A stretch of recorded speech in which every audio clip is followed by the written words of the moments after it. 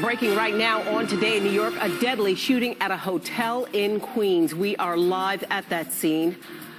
A woman attacked inside her own apartment by someone posing as a delivery man. And new this morning, we'll have our first look at the man police are trying to find. Plus, goodbye 2020 and hello 2021. New Yorkers' hopes for the new year following a nearly empty ball drop celebration in Times Square. And good morning. It is Friday, the 1st of January. I'm Pat Battle. Darlene and Michael have the morning off, and that means I'm probably among the first in the NBC family to say Happy New Year to you all and a healthy New Year. Emily West is here with us. She's tracking the roads and the rails, but first, let's get to Storm Team 4's Maria LaRosa, who's got today's forecast. Good morning and a good, happy New Year to you, Maria.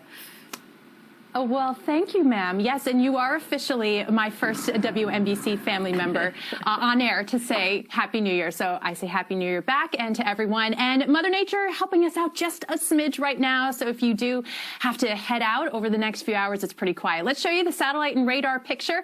It is quiet, clear, 35 degrees right now at Central Park. We're down to 23 in Poughkeepsie, 32 in Merrick, 22 in Clinton. And you see just a hint of the clouds off to the north and west.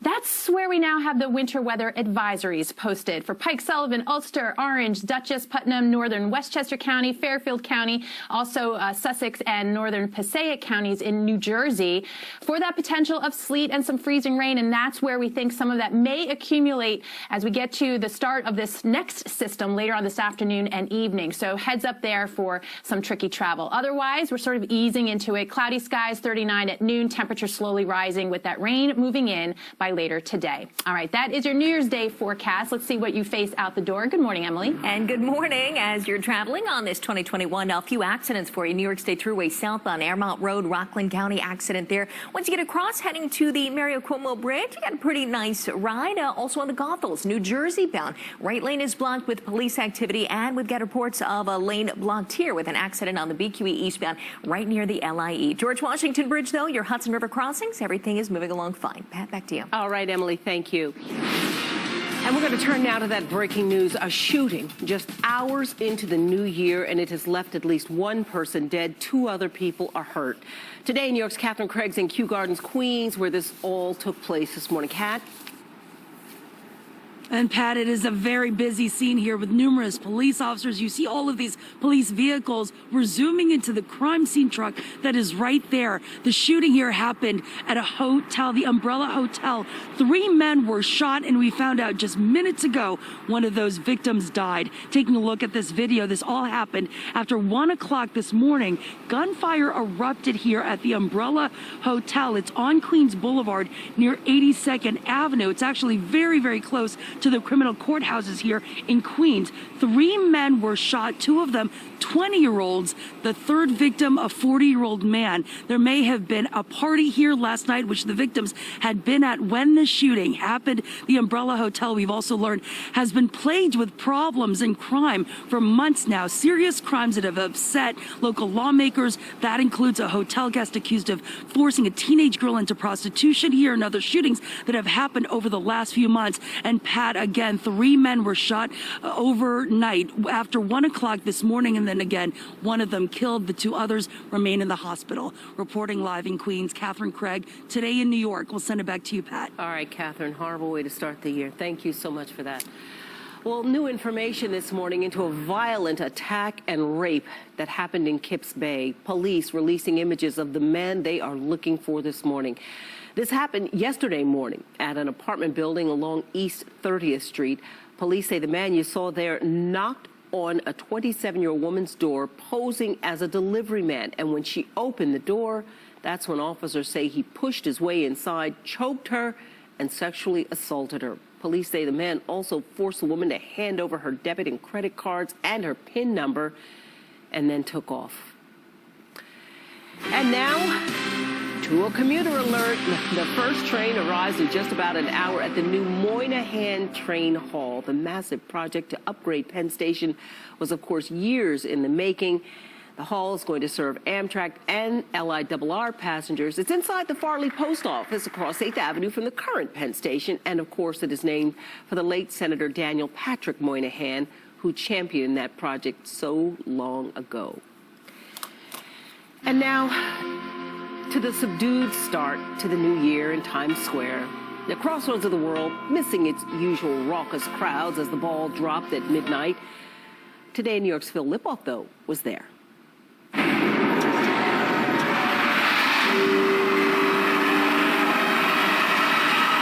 The moment so many have been waiting for since March. 2020 is no more. Welcome, 2021. If you didn't know any better, you'd think Gloria Gaynor singing I Will Survive in Times Square was perfectly normal. But as you know, there was nothing normal about 2020. But now I hold my head up high. It's the perfect message as we say goodbye to the most devastating year in modern history. The fireworks went off at 6 and the ball rose into position. But down below, the crossroads of the world, empty. No shoulder to shoulder this year, no massive crowd, only deserted city streets and the NYPD keeping people out. At 50th and 7th, a crowd did gather. The ball was in sight. Selfies will look good from here. It's the new normal. Forget you 2020, 2021, we're here and we're gonna conquer you. The city invited special guests to watch the ball drop. 2020 heroes, frontline, healthcare, and essential workers who kept the city going and kept people alive. Among them, Baldwin Davis, a public safety worker. He lost his twin brother to COVID. Once the ball dropped, I consider it get rid of past and a new beginning. The hope of so many tonight. And just in case that song isn't stuck in your head just yet, Walk out the door, just turn around now, 'cause you're not welcome anymore. here's to a healthier and happier 2021. In Times Square, Phil Lipof, Today in New York. Amen to that, Phil. Turning now to the coronavirus pandemic, and health officials in Florida now say they are seeing the first case of the UK COVID-19 variant there. In a tweet, officials say it was discovered in a man in his 20s in Martin County who had no recent travel history. The CDC is helping to investigate how he may have contracted the more contagious strain of the virus.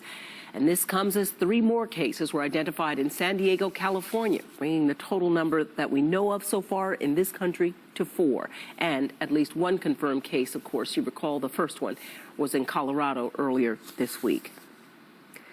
And the United States has now surpassed 20 million coronavirus cases, and more than 345,000 people have lost their lives to this virus. 1 million cases reported just since last Saturday. And this comes as the nation's dealing with massive delays with the vaccine rollout. In Florida, some people who are 65 and older have had to wait in line for 8 or 9 hours to get the vaccine. And many of those sites are operating on a first-come, first-served basis. In Tennessee, the delays are in the form of miles-long traffic jams. And a lot of state officials are calling on the federal government for more help. In New York City, Mayor de Blasio wants to ramp up vaccines in the new year. As of yesterday, some 88,000 people have been vaccinated in the city. The mayor wants to have 1 million people vaccinated by the end of this month, by the end of January. De Blasio says he wants 250 sites to open up for those who are eligible to get those shots. And New Jersey, seeing a surge in COVID cases as we begin the new year. Governor Murphy reported more than 5,100 new cases, new diagnoses yesterday, and 90 more people have died. And one borough in Bergen County seeing its own outbreak. At least 24 North Arlington employees and elected officials tested positive for COVID-19, or they're quarantining as a precaution. The number of cases in the borough has more than doubled in the last 2 months. Let's turn to Maria for a look at the forecast. Maria, I hear about some storm on the horizon there. I think you meant storms, plural, right? Oh, yeah. I'm doing that this morning, Pat. I'm doing that this morning. Yes, we are watching another one. You can technically call this number 2 of 3 just over the next few days. I have my eye on another one. But let's start with this one. It looks pretty nasty on the satellite and radar picture, right? It's winding up through parts of the south and the southeast. We're quiet right now, 35 degrees. So the next few hours, we'll start to see some clouds on the increase, which means you'll get a little sun in here before too long. And then by 3, 4 p.m., that rain begins to move in. Notice north and west where that pink is, even a little bit of blue.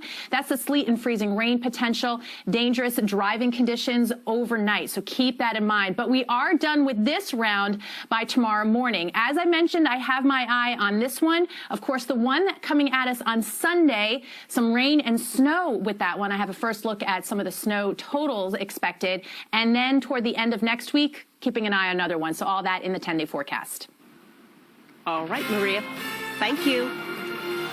And still ahead, an arrest in this frightening attack on a driver in Manhattan. But the teenager identified in the surveillance photo says he is not the person in that picture. Plus, some new ways to get fit, how people are planning to fulfill that very, very common New Year's resolution. They plan to do it, though, without hitting the gym. We'll tell you how. All right, we're taking the subways. Well, they are closed till 5 a.m. for the overnight cleaning. We've got a few schedule changes today for New Year's Day, weekend schedule for Metro North, holiday schedule as well for PATH. So just keep in mind, if you are traveling out Connecticut Turnpike, there is an accident, not too much traffic, but it's right near the 825 connector in Bridgeport. Let's get a live check of the Cross Bronx Expressway, where traffic is moving along pretty nicely here. Not bad at all, right near the Bronx River Parkway. You're watching Today in New York.